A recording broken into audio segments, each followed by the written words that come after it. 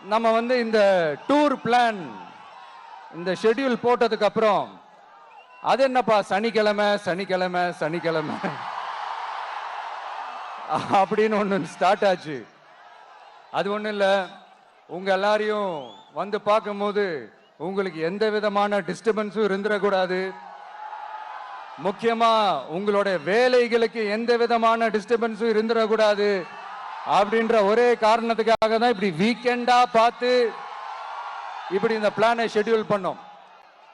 Leave நாட்கள்ல ஓய்வு நாட்கள்ல வரணும்ன்றதான் அந்த எண்ணமே. அது மட்டும் இல்ல, அரசியல்ல சில பேருக்கு நம்ம ஓய்வும் கொடுக்கணும் இல்லையா?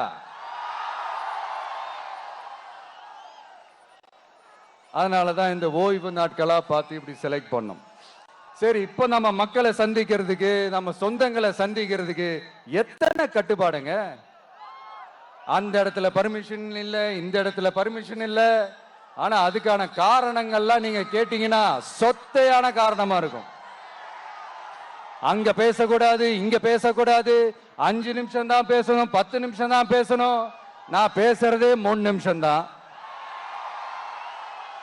அதுலயும் அது பேசக்கூடாது, இதை பேசக்கூடாதுன்னு சொன்னா அப்புறம் தான் எதை தான் பேசுறது?